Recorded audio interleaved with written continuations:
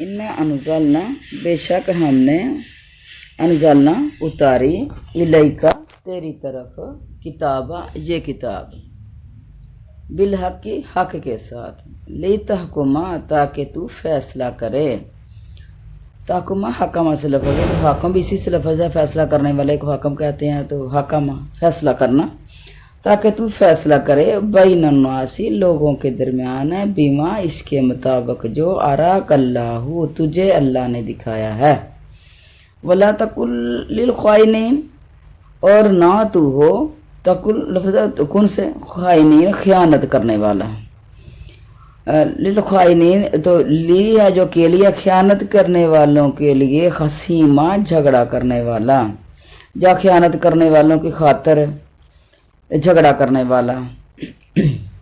یہ ایک واقعہ ہے تو اس کی طرف جو اشارہ ہے، تو انشاءاللہ جی ہم ورڈز بائی ورڈز پہلے کر لیں، اس کے بعد پھر انشاءاللہ وہ آپ کو ایکسپلین اس کی کرتی ہوں۔ واستغفر اللہ اور اللہ سے بخشش مانگ، ان اللہ بے شک اللہ کانا غفور الرحیم ہمیشہ سے ہے بے حد بخشنے والا اور نہایت رحم کرنے والا۔ ولا تجادل اور نہ تو جھگڑا کر ان الذین ان لوگوں کی طرف سے جو یختانون خیانت کرتے ہیں انفسہم اپنی جانوں سے، ان اللہ بے شک اللہ لا یحب پسند نہیں کرتا، محبت نہیں کرتا، من کانا اس شخص سے جو ہمیشہ سے ہے خوانن اسیما، خوانن خائن سے لفظ ہے، خائن ہے، اسیما جو بہت ہی خائن ہے اور نہایت گناہ گار ہے۔ یستخفونا وہ چھپاؤ کرتے ہیں، مخفی سے لفظ ہے جے چھپانا، من الناس لوگوں سے، لا یستخفونا وہ نہیں چھپاؤ کرتے، من اللہ اللہ سے، وہ جو چھپاؤ کرتے ہیں لوگوں سے یا چھپاتے ہیں کوئی چیز لوگوں سے وہ نہیں چھپا سکتے اللہ سے۔ وَهُوَ مَعَهُمْ حالانکہ وہ ان کے ساتھ ہے، مع ساتھ ہم ان کے، اِذْ یُبَیِّتُونَ جب وہ رات کو مشورہ کرتے ہیں، ما لا یرضا اس کا جسے وہ پسند نہیں کرتا، جس سے وہ راضی نہیں ہوتا، من القول بات میں سے، وکان اللہ اور اللہ ہمیشہ سے ہے بما یعملون محیطا اس کا جو وہ کرتے ہیں، یعنی جو وہ کچھ کام کر رہے ہیں اس کا اللہ تعالیٰ احاطہ کرنے والا ہے۔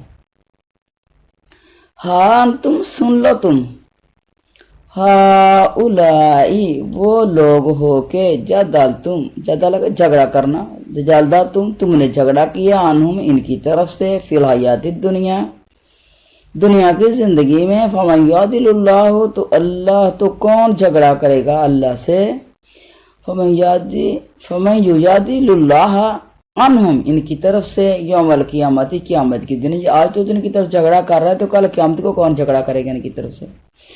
امن یا کون ہے، امن یقونو کہ ہوگا علیہم ان کے اوپر وکیل نگہبان وکالت کرنے والا۔ جو حقیقت ہوتی ہے نا وہ چھپ نہیں سکتی۔ تو قرآن پاک اللہ تعالیٰ فرما رہے ہیں کہ یقیناً ہم نے تیری طرف حق کے ساتھ اپنی کتاب نازل فرمائی ہے تاکہ تو لوگوں میں اس چیز کے ساتھ انصاف کرے جس سے اللہ نے تجھے شناسا کیا، اللہ نے تیری طرف بھیجی ہے۔ خیانت کرنے والوں کو حمایتی نہ بن، اللہ سے بخشش مانگتا رہے، بے شک اللہ بخشش کرنے والا مہربانی کرنے والا ہے، اور ان کی طرف سے جھگڑا نہ کر جو خود اپنی خیانت کرتے ہیں، دغا باز گناہ گار اللہ کو اچھا نہیں لگتے، لوگوں سے تو چھپ جاتے ہیں لیکن اللہ سے نہیں چھپ سکتے۔ وہ راتوں کے وقت جب اللہ کی ناپسندیدہ باتوں کے خفیہ مشورے کرتے ہیں، اس وقت بھی اللہ ان کے پاس ہوتا ہے، ان کے وہ تمام اعمال کو وہ گھیرے ہوئے ہیں۔ خبردار تم وہ لوگ ہیں کہ دنیا میں تم ان کی حمایت کرتے ہو، لیکن اللہ کے سامنے قیامت کے دن کی حمایت کون کرے گا؟ وہ کون ہے جن کا وکیل بن کر کھڑا ہو سکے گا؟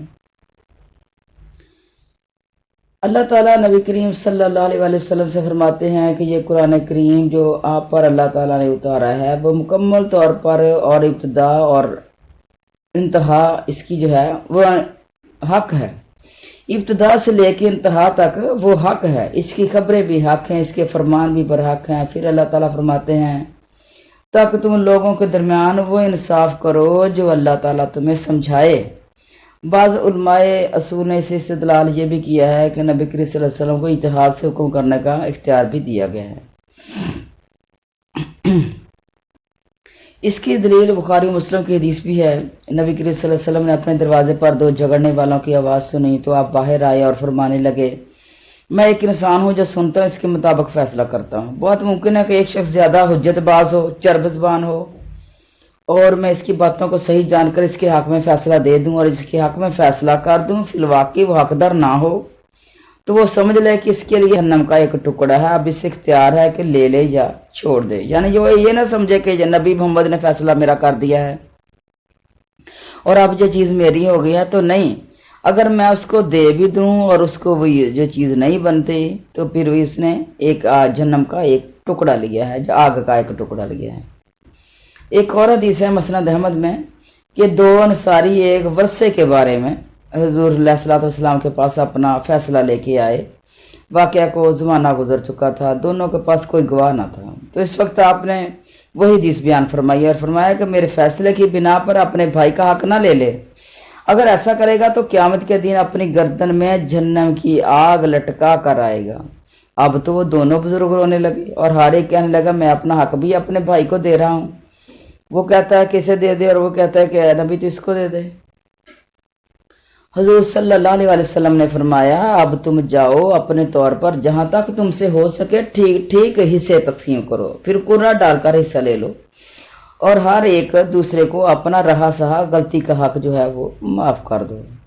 ابو داؤد میں بھی یہ حدیث ہے اور اس میں یہ الفاظ ہیں کہ میں تمہارے درمیان اپنی سمجھ سے ان امور میں فیصلہ کرتا ہوں جن میں کوئی وحی مجھ پر نازل شدہ نہیں ہوتی۔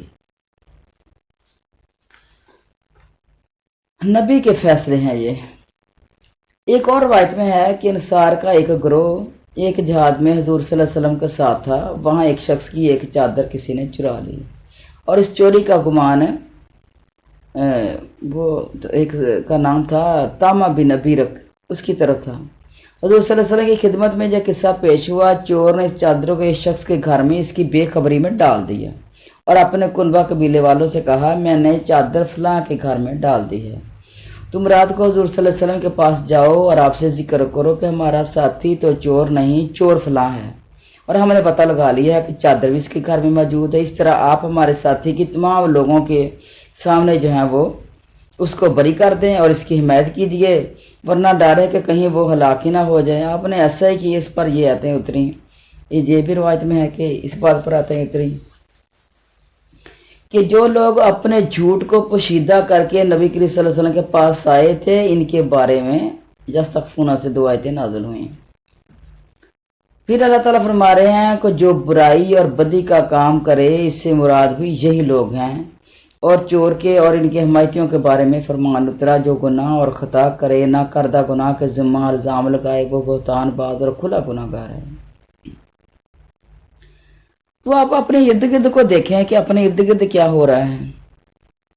وہ ایک عورت نے مجھے اپنی کہانی سنائی، کہنے لگی کہ ہمارا اختلاف تھا کسی کے ساتھ، لیکن وہ دینے لینے میں اختلاف تھا، یعنی اس نے رقم ہماری دینی تھی وہ دے نہیں رہا تھا، تو کہہ رہی کہ جب میرے ابو نے اس کو دھمکیاں لگا دیں کہ ہم فیصلہ کریں گے، ہم اکٹھ کریں گے، ہم بات کریں گے، تو اس نے وہ ہماری باتوں سے پہلے ہی جو ہمارا کوئی جانوروں والا کوئی باڑا تھا نا، وہاں باڑے میں گن جو ہے وہ دیوار کے ساتھ کھڑی کر کے باڑے کے اندر کی طرف یعنی جانوروں کی طرف کھڑی کر کے رات کو جو ہے وہ پولیس کا چھاپا مروا دیا اور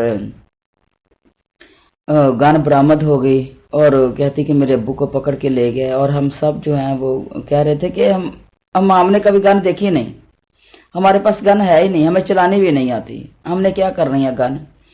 تو اس طریقے سے کوئی ایک پسٹل بھی گھر سے اور دوسری کونے سے وہ بھی برآمد کروا دیا، اور اس طریقے سے نا اس کو کافی جو ہے وہ بندے کو کیس کر کے اس کے اوپر ڈال کے اس طرح کا سلاج اس کو گھسیٹا گیا۔ تو یہ دیکھیں کہ یہ کام کرنے والے مسلمان ہیں، اگر انہوں نے قرآن پڑھا ہو، اگر نبی کریم علیہ الصلوۃ والسلام کی حدیث پڑھی ہو تو یہ کام اس طرح کے نہ کریں۔ اس لیے نبی کریم علیہ الصلوۃ والسلام کی حدیث ہے، آپ نے فرمایا کہ آپ نے ضرور بر ضرور اچھی باتوں کو حکم دینا ہے اور برائی سے لوگوں کو روکنا ہے۔ آپ نے لوگوں کو بات سننے پر مجبور کرنا ہے، حق کی طرف جھکانا ہے، ظالم کا ہاتھ پکڑنا ہے۔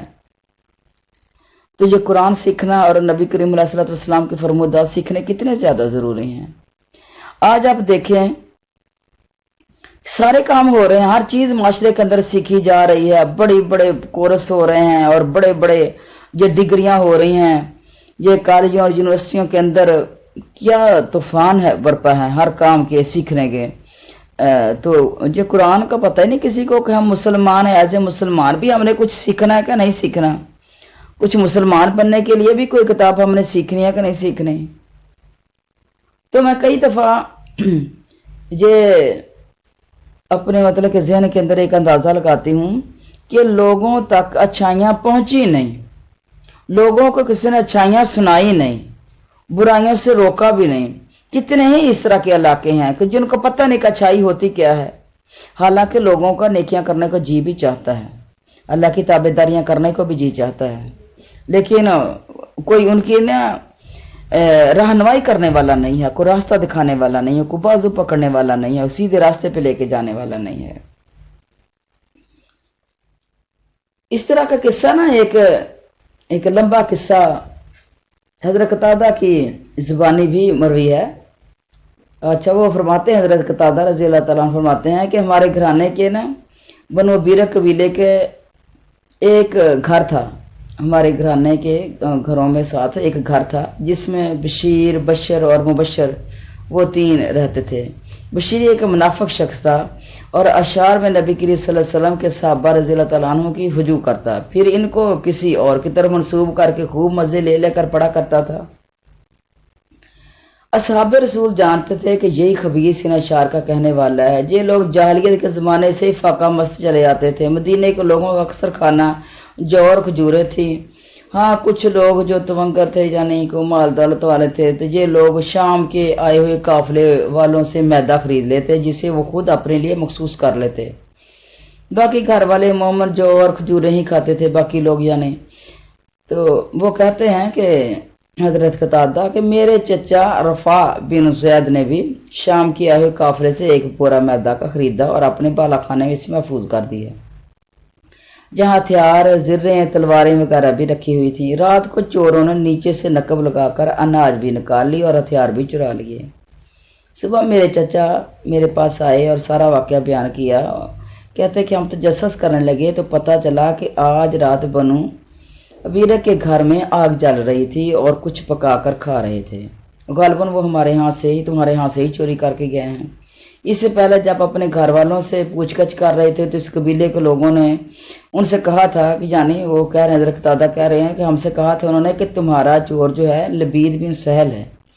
ہم جانتے تھے کہ لبید کا یہ کام نہیں، وہ ایک دیانتدار سچا مسلمان تھا۔ حضرت لبید کو جب یہ خبر ملی تو واپس باہر ہو گئے، تلوار تانے بنو بیرہ کے پاس آئے، کہنے لگے یا تو تم میری چوری ثابت کرو ورنہ میں تمہیں قتل کر دوں گا۔ ان لوگوں نے ان کی جو ہے وہ برات تو کی، معافی شافی مانگ لی ان کی، چلو وہ چلے گئے۔ کہنے لگے کہ ہم سب کے سب نا پوری تحقیقات کے بعد اس نتیجہ پر پہنچے کہ چوری جو ہے جو بنی ابیرک نے کی ہے۔ کہنے لگے کہ میرے چچا نے مجھ سے کہا کہ تم جا کر نبی کریم صلی اللہ علیہ وسلم کو خبر دو۔ میں نے جا کر نبی کریم صلی اللہ علیہ وسلم سے سارا واقعہ بیان کیا اور یہ بھی کہا کہ آپ ہمارے ہتھیار دلوا دیجیے گا، لے کے چلو ضرورت نہیں ہے۔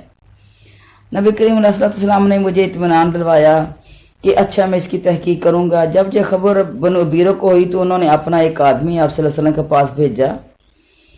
انہوں نے آ کر کہا کہ اللہ کے رسول یہ تو ظلم ہو رہا ہے، بنو بیرہ کی صلاحیت اور اسلام والے لوگ ہیں، باصلاحیت ہیں، اسلام والے لوگ ہیں، انہیں قتادہ بن نعمان اور ان کے چچا چور کہتے ہیں اور بغیر کسی ثبوت اور دلیل کے چوری کا بادنوا الزام ان پر رکھتے ہیں، وغیرہ وغیرہ اس طرح اور باتیں بھی کی۔ پھر حضرت قتادہ کہتے ہیں جب میں خدمت نبی میں پہنچا تو آپ نے یعنی حضور صلی اللہ علیہ وسلم نے مجھ سے فرمایا یہ تو تم بہت برا کرتے ہو، دین دار اور بھلے لوگوں کے ذمہ چوری چپکاتے ہو جبکہ تمہارے پاس اس کا کوئی ثبوت نہیں۔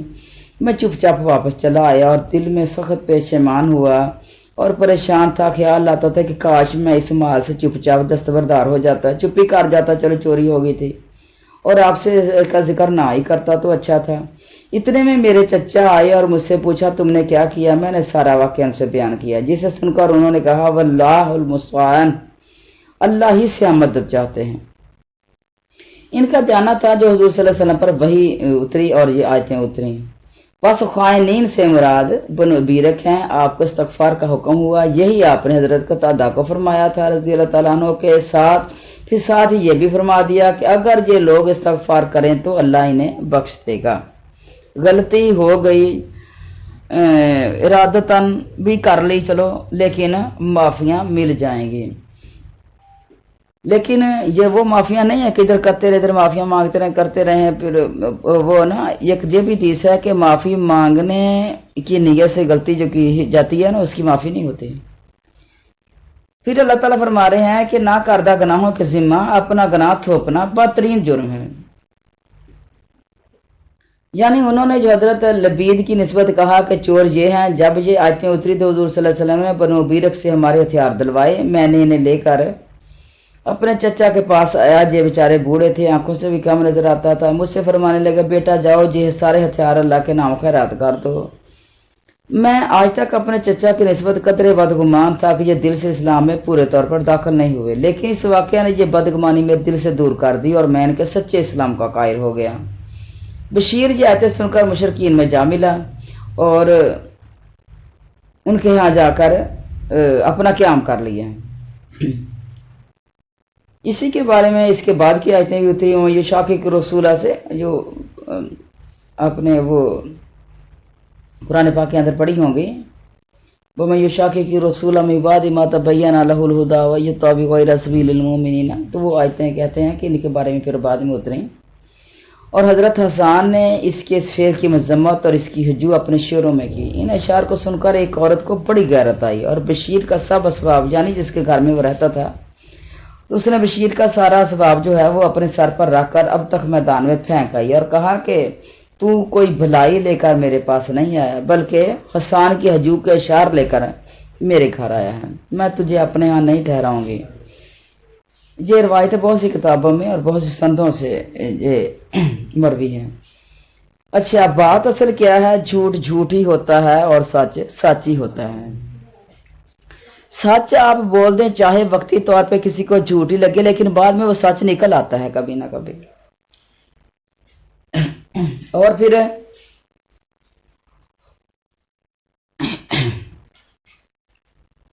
ان منافقوں کی کم عقلی کا بیان بھی ہو رہا ہے کہ وہ جو اپنی سیاہ کاریوں کو لوگوں سے چھپاتے پھرتے ہیں، بھلا ان سے کیا نتیجہ؟ اللہ تعالیٰ سے تو کوئی چیز پوشیدہ رکھ ہی نہیں سکتے، پھر انہیں خبردار کیا جا رہا ہے کہ تمہارے پوشیدہ راز بھی اللہ تعالیٰ سے چھپ نہیں سکتے۔ پھر فرماتا ہے اللہ تعالیٰ، ماننا کہ یہ دنیا کے حاکموں کے ہاں جو ظاہر داری پر فیصلے کرتے ہیں تم نے غلبہ حاصل کر بھی لیا، لیکن قیامت کے دن اللہ تعالیٰ کے سامنے جو ظاہر اور باطن کا عالم ہے تم کیا کر سکو گے؟ وہاں سے کیسے وکیل بنا کر پیش کرو گے تمہارے جھوٹے دعوے کی تائید کرنے؟ مطلب یہ ہے یعنی جو تمہارے جھوٹے دعوے کی تائید کریں، مطلب یہ ہے کہ اس دن تمہاری کچھ نہیں چلے گی۔ اب آگے چلتے ہیں۔ وَمَن يَعْمَلْ سُوءًا، اور جو کوئی کرے سوءً برا کام، اور یظلم یا ظلم کرے نفسہ اپنی جان کے اوپر، ثم پھر یستغفر اللہ بخشش مانگے اللہ سے، یجد اللہ وہ پائے گا اللہ کو غفور الرحیم بےحد بخشنے والا اور نہایت رحم کرنے والا۔ وَمَن یکسب، اور جو شخص کمائے، یکسب لفظ ہے کسبہ سے، کمانے کو کہتے ہیں، اسمن کوئی گناہ، فإنما تو اس کے سوا کچھ نہیں، یکسبہ تو وہ اسے کماتا ہے، علی نفسہ اپنی جان پر، وکان اللہ اور اللہ ہمیشہ سے ہے، علیمن حکیمہ علم والا، علیمن حکیمہ علم والا اور حکمتوں والا، یا پھر حکیمہ کا ترجمہ کمال حکمت والا بھی کیا ہوتا ہے۔ اچھا آگے، وَمَن یکسب، اور جو بھی کمائے، خطیئتن تیعتن کوئی خطا، اور اسمان جا کوئی گناہ، ثم پھر یارمی تو مت لگا دے بھی اس کی برین کسی بے گناہ پر، جو بری ہے، برین بری سے لفظ ہے، جو بری ہے یعنی جس کے ذمہ جو گناہ نہیں ہے اس کے ذمہ جو ہے وہ لگا دے، فقط احتمل تو یقیناً اس نے بوجھ اٹھایا، بہتانن عظیم بہتان کا، اور اسم مبینہ اور سری گناہ کا۔ کیا کیا ہے؟ گناہ کیا خود اور لگا دیا دوسرے کے اوپر کہ اس نے لگایا ہے۔ بلولا فضل اللہ، اور اگر نہ ہوتا اللہ کا فضل، علیک ورحمتہ، تجھ پر اور اس کی رحمت ہے، اللہ ہمت تو یقیناً ارادہ کر لیا تھا، مطلب اس ہمت سے ہے، ہم اپنی زبان میں بولتے ہیں ارادہ کرنا، ہمت کرنا۔ طائفتن ایک گروہ نے، منہم ان میں سے، آئیو ذلو کا کہ تجھے گمراہ کر دیں، ذلہ سے لفظ ہے جو ذلو کا تجھے گمراہ کر دیں۔ وما یضلون، اور نہیں گمراہ کرتے وہ، الا انفسہم اپنی جانوں کو، وما یضرونک، اور نہیں وہ نقصان پہنچاتے تجھے، من شیء کچھ بھی۔ وانزل اللہ، اور اللہ نے اتاری ہے، علیک تجھ پر، کتابہ کتاب،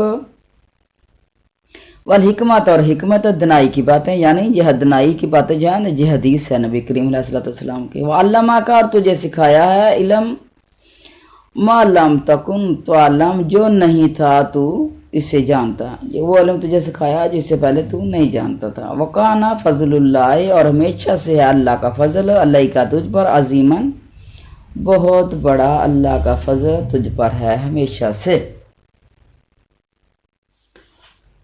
اچھا، ان آیات کے اندر کیا ہے کہ جس نے غلطی کر لی ہے، برائی کر لی ہے، تو کی کیسے ہے؟ جان بوجھ کر کی ہے، ظلم کر لیا ہے، یعنی اس کو پتا تھا یہ برائی ہے پھر بھی اس نے کر لی ہے، تو پھر وہ اللہ سے معافیاں مانگے تو اللہ اس کو معافیاں دے دے گا۔ سچی توبہ کبھی مسترد نہیں ہوتی۔ اللہ تعالیٰ اپنا کرم اور اپنی مہربانی کو فرما رہے ہیں کہ جس سے کوئی گناہ جب ہو گیا تو پھر وہ توبہ کرے، اس کی طرف مہربانی سے رجوع۔ اللہ تعالیٰ فرماتے ہیں ہر وہ شخص جو رب کی طرف جھکے، رب اپنی مہربانی سے، اپنی وسعت اور رحمت سے اسے ڈانپ لیتا ہے اور اس کے صغیرہ و کبیرہ سارے گناہوں کو بخش دیتا ہے، چاہے وہ گناہ آسمان و زمین اور پہاڑوں سے بھی بڑے ہوں۔ بنو اسرائیل میں جب کوئی گناہ کرتا تھا نا، کہا جاتا ہے یہ، تو اس کے دروازے پہ قدرتی حروف میں کفارہ لکھا ہوا نظر آ جاتا تھا۔ بنی اسرائیل کی قوم کے اوپر آپ نے دیکھا کہ کتنے انعامات ہوئے تھے اللہ تعالیٰ کے، اور یہ بھی ٹھیک ہے کہ جہاں اللہ تعالیٰ نے اتنے بڑے ان کے اوپر انعامات کیے تھے تو یہ بھی ہو سکتا ہے کہ جو گناہ کے اس کا کفارہ اس کے اوپر لکھا ہوا آ جاتا تھا جو وہ ادا کرتا تھا، اور انہیں یہ بھی حکم تھا کہ ان کے کپڑے پر اگر پیشاب لگ جائے تو اتنا کپڑا کتروا ڈالیں۔ اللہ نے اس امت پر، نبی کریم علیہ السلام کی امت پر آسانی کر دی ہے کہ پانی سے دھو لینا ہی کپڑے کی باقی رکھی ہے، اور توبہ کر لینا ہی گناہ کی معافی ہے۔ ایک عورت نے حضرت عبداللہ بن مغفل رضی اللہ تعالیٰ عنہ سے سوال کیا کہ عورت نے بدکاری کی ہے، پھر جب بچہ ہوا تو اسے مار ڈالا، آپ نے فرمایا اس کی سزا جہنم ہے۔ وہ روتی ہوئی واپس چلی گئی، تو آپ نے اسے دوبارہ واپس بلایا اور یہی آیت وَمَن یعمل والی پڑھ کر سنائی، تو اس نے نا اپنے آنسو پونجھ ڈالے اور واپس لوٹ گئی۔ یعنی اگر توبہ اس طریقے کی کریں لیکن وہ توبہ اللہ کو پسند آ جائے، توبہ کے پیچھے یہ چیز ہونی چاہیے کہ وہ توبہ پسند آ جائے، اپنے آپ کو شرمندگی میں رکھے انسان، ہر وقت اللہ کے سامنے گریہ زاری بھی کرے، سچے دل سے توبہ بھی کرے، اور اس کے بعد پھر برائیاں سے توبہ تائب ہو جائے اور پاک دامن زندگی گزارے۔ تو توبہ کا بھی کوئی طریقہ اور کوئی اس طرح کا ہونا چاہیے کہ وہ اللہ کو پسند آ جائے تمہاری توبہ۔ نبی کریم صلی اللہ علیہ وسلم فرماتے ہیں جس مسلمان سے کوئی گناہ سرزد ہو جائے، پھر وہ وضو کر کے 2 رکعت نماز ادا کرے، اللہ سے استغفار کرے، تو اللہ اس گناہ کو بخش دیتا ہے۔ پھر آپ نے بھی یہی آیت پڑھ کر سنائی، والذین اذا فعلوا فاحشۃ، اس کی تلاوت کی۔ اس طرح کی ایک آیت جو ہے وہ سورۃ آل عمران میں بھی گزری ہے، اس میں بھی اس کی تفسیر جو ہے وہ گزری ہے۔ حضرت ابو درداء رضی اللہ تعالیٰ فرماتے ہیں کہ نبی کریم صلی اللہ علیہ وسلم کی عادت مبارک تھی کہ مجلس میں اٹھ کر اپنے کسی کام کے لیے کبھی جاتے اور واپس تشریف لانے کا ارادہ بھی ہوتا تو جوتی یا کپڑا یا کچھ نہ کچھ چھوڑ جاتے۔ ایک مرتبہ آپ اپنے جوتی چھوڑ گئے، اٹھے اور تھوڑا سا پانی لیا ساتھ تو چلے گئے، شاید وہ کوئی قضائے حاجت میں جانے کا ارادہ تھا، لیکن آپ نا پیچھے سے راستے سے ہی واپس آ گئے۔ اور پھر آ کے فرمانے لگے کہ میرے پاس میرے رب کی طرف سے ایک آنے والا آیا اور مجھے جو پیغام دے گیا. پھر آپ نے یہی آیت وَمَن يَعْمَلْ والی پڑھی اور فرمایا اپنے صحابہ کرام کو جو میں خوشخبری سنانے کے لیے راستے سے ہی لوٹ آیا ہوں. اور اس سے پہلے چونکہ آیت وَمَن يَعْمَلْ سُوءًا يُجْزَ بِهِ ہر برائی والے کو اس کی برائی کا بدلہ ملے گا اتر چکی تھی. اس لیے صحابہ کرام بہت پریشان تھے. تو جیسے ہی نبی کریم علیہ الصلوۃ والسلام کو یہ آیت اتری تو فوراً ہی آپ نے ان کو سنانے کے لیے تاخیر نہیں کی. تو ایک صحابی کہتے ہیں، ابو دردہ کہتے ہیں کہ میں نے کہا اللہ کے رسول اگر کسی نے زنا کیا ہو، چوری کی ہو، پھر وہ استغفار کرے تو اسے بھی اللہ بخش دے گا؟ آپ نے فرمایا ہاں. میں نے دوبارہ پوچھا، آپ نے فرمایا ہاں. میں نے پھر پوچھا تو فرمایا کہ ہاں. گو ابو دردہ کی ناک خاک آلود ہو، یا گو ابو دردہ کو یہ بات اچھی بری ہی لگے. اس طرح کے نا الفاظ بیان کیے. تو حضرت ابو دردہ رضی اللہ تعالیٰ عنہ جب یہ حدیث بیان کرتے تو اپنی ناک پر مار کر بتاتے. اس کی سندیں تو ضعیف ہیں، یہ حدیث ہے تو غریب، لیکن قرآن کی آیات سے یہ چیز ثابت ہے کہ اللہ تعالیٰ گناہوں کو بخش دے گا. ضرور بڑے بڑے گناہوں کو بھی بخش دے گا، جبکہ معافی کا طریقہ لوگوں کو، اس گناہ کرنے والے کو جب وہ طریقہ مل جائے گا. جس طرح یوسف علیہ السلام کے بھائیوں کو بھی تو معافی مل گئی تھی نا، تو پھر اس کے پیچھے ایڑیاں کتنی رگڑی تھی انہوں نے. تو پھر وہ ایڑیاں رگڑنے والا طریقہ اگر کسی کو آ جائے تو ہو سکتا ہے اللہ اس کو معاف کر دے. پھر اللہ تعالیٰ فرما رہے ہیں گناہ کرنے والا اپنا ہی برا کرتا ہے. جیسے اور جگہ بھی ہے کہ کوئی دوسرے کا بوجھ نہیں اٹھائے گا. اللہ تعالیٰ واضح وزرا اخرى ہم نے پڑھا ہے نا. تو ایک دوسرے کو کوئی نفع بھی نہ پہنچا سکے گا. ہر شخص اپنی کرتوت کا ذمہ دار ہے. کوئی نہ ہوگا جو بوجھ اٹھائے. اللہ کا علم، اللہ کی حکمت اور الہی عدل و رحمت کے خلاف ہے کہ ہر ایک گناہ کرے اور دوسرا پکڑا جائے. ایک گناہ کرے اور دوسرا پکڑا جائے. جو گناہ کرے گا اسی کے سر پہ ہے گناہ.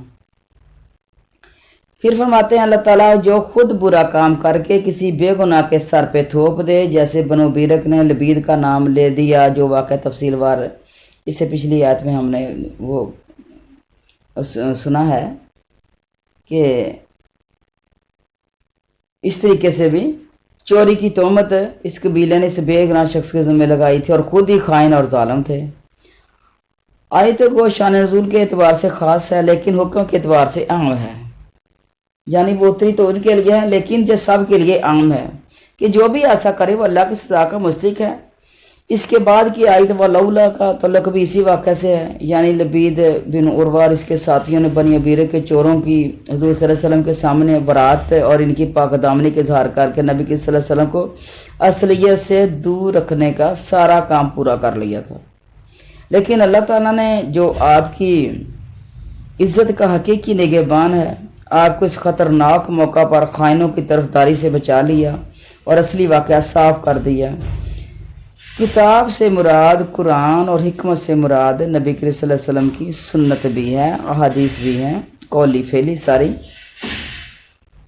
نزول وحی سے پہلے آپ جو نہ جانتے تھے ان کا علم پروردگار نے آپ کو بذریعہ وحی کر دیا. یعنی وَعَلَّمَ کا مَلَمْ تَكُنْ تَعْلَمْ، جو تو نہیں جانتا تھا اس سے پہلے وہ تجھے بتا دیا اور اللہ نے تیرے اوپر فضل کر دیا، بہت بڑا عظیم فضل کر دیا. تو انشاءاللہ العزیز آگے پھر چلیں گے انشاءاللہ. تو آج کا سبق جو ہے ختم ہے. سبحانک اللہم و بحمدک نشہد ان لا الہ الا انت نستغفرک و اتوب الیک. اور اگر آپ نے اکیلے نے پڑھنی ہے تو پھر سبحانک اللہم و بحمدک اشہد ان لا الہ الا انت استغفرک و اتوب الیک. السلام علیکم و رحمۃ اللہ وبرکاتہ.